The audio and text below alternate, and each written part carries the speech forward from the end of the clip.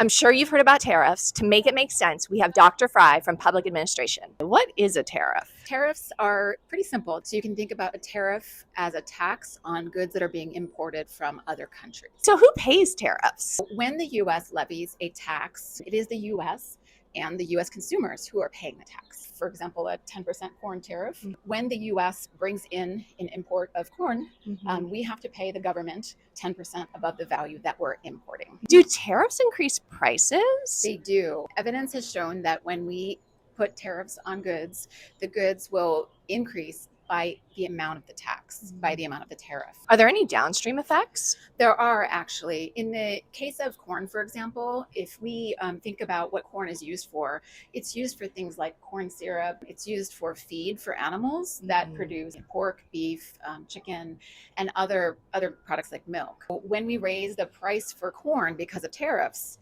now those products also have higher costs. Have the tariffs from the Trump administration been successful from an economist point of view? So there were tariffs placed in 2018 on the steel industry.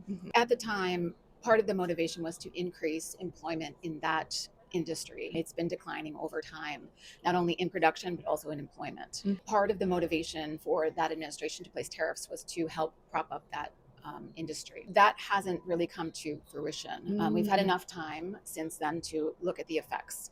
And empirically, we have not seen the growth in employment, and we have not seen production spike to the extent that we would need to have it to be a world leader. Generally speaking, no, the steel tariffs have not been successful. So people want to know more about tariffs and this topic. What can they do? These topics are taught in a basic economics course. So students can go and take macroeconomics and learn more about free trade and the benefits of free trade and why tariffs aren't a really good policy.